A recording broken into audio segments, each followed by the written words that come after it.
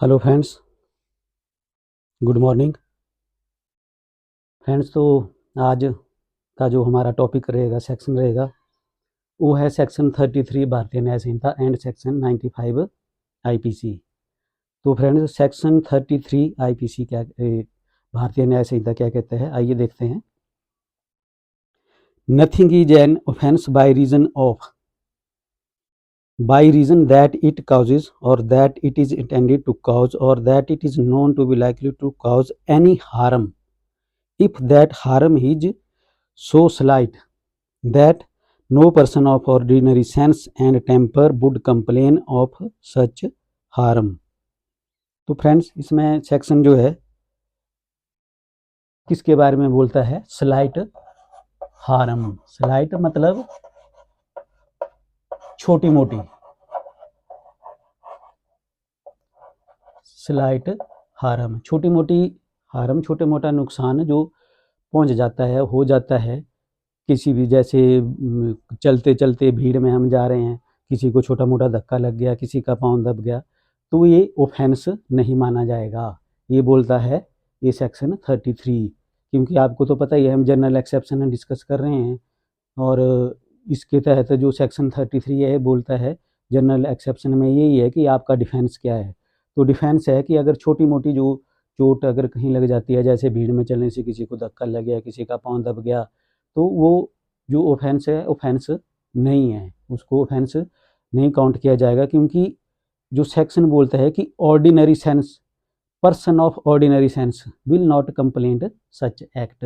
क्योंकि ये तो अंडरस्टूड होता है कि जब आप भीड़ में जा रहे हैं तो आपको धक्का भी लग सकता है, आपका पैर भी दब सकता है, ये सारी चीज़ें हो सकती है। ये जो प्रूडेंट मैन और जो ऑर्डिनरी सेंस वाला आदमी है, उसको सारी चीज़ें ये पता होती है कि ये चीज़ें हो सकती है। अगर ऐसा है तो, अगर भीड़ में जा रहा है तो ये चीज़ें हो सकती है। तो इस तरह से जो पर्सन है छोटी मोटी चोट के लिए, वो एग्जेम्प्टेड हैं इस सेक्शन के तहत।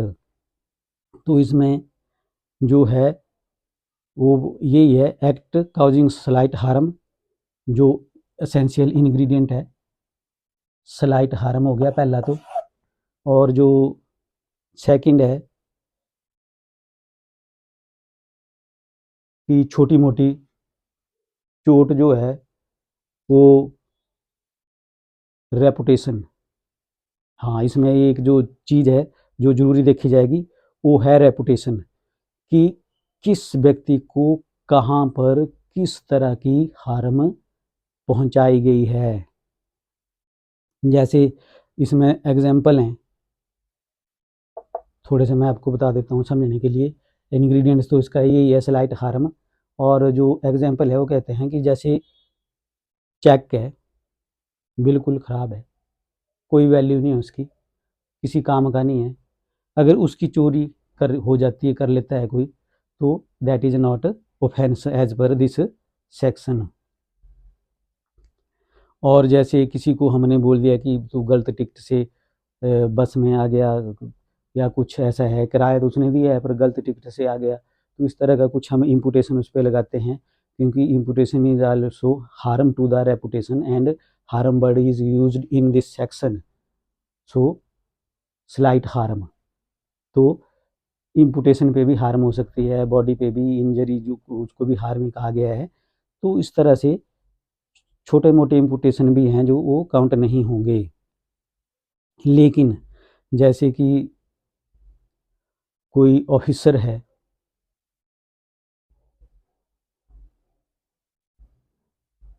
या कोई बड़ा प्रेस्टिजियस पर्सन है, जैसे भारत रत्न टाटा है या प्रधानमंत्री है, उनको कोई कान से पकड़ कर खींच लेता है, तो दैट इज ऑफेंस। ये डिपेंड करता है रेपुटेशन और सोसाइटी और किस तरह का कहाँ क्या माहौल है, उस हिसाब से सारी चीज़ें देखी जाएगी, तभी ये ऑफेंस माना जाएगा। लेकिन जैसे आप एडवोकेट हैं, तो मैं बता दूं कि जब आप क्रॉस कर रहे हैं कोर्ट में, और जो विटनेस है उसको आप कुछ थोड़ा बहुत बोल देते हैं, या कुछ इम्पुटेशन लगा देते हैं, या उसकी मदर को कुछ बोल देते हैं इम्पुटेशन छोटा मोटा, तो that is not an offence, वो एग्जेम्प्टेड है एज पर दिस सेक्शन। क्योंकि there is a wide delimitation of cross में बहुत कुछ पूछा जा सकता है। तो that is also specifically discussed in this as per this section by the Supreme Court, कि ये जो है इसमें कवर नहीं होते हैं। तो फ्रेंड्स मुझे लग रहा है कि आप इस सेक्शन को अच्छी तरह से समझ गए होंगे, क्योंकि छोटा सा सेक्शन था, कोई ज़्यादा बड़ा है नहीं और ज़्यादा बड़ी बात भी नहीं, छोटी सी इतनी सी बात है कि छोटी मोटी चोट के लिए कोई ऑफेंस नहीं बनता है छोटी मोटी चोट का। वो डिपेंड करता है कि किस तरह की सोसाइटी रेपुटेशन क्या है, वो उस वक्त जज हो जाता है सारी चीज़ें। तो ठीक है फ्रेंड्स, सब्सक्राइब तो कर ही दोगे आप। मिलते हैं फिर नेक्स्ट ब्लॉग में। अब जो हमारा नेक्स्ट जो ब्लॉग है और जो चलेगा टॉपिक, वो है राइट ऑफ प्राइवेट डिफेंस। तो मेरे ख्याल से ये जो अगला टॉपिक है ये बड़ा भारी महत्वपूर्ण टॉपिक होने वाला है हमारा, क्योंकि ये एडीए की एग्ज़ाम की दृष्टि से बहुत ही महत्वपूर्ण टॉपिक है। तो आप उम्मीद करता हूँ कि थोड़ा पहले भी पढ़ लेंगे, और मेरा जो सुनने के बाद जो मैं यहाँ पढ़ाता हूँ उसके बाद आप फिर पढ़ेंगे तो आपको ये टॉपिक जो है बिल्कुल पक्के याद हो जाएंगे। तो ठीक है फ्रेंड, मिलते हैं नेक्स्ट ब्लॉग में। Till then bye.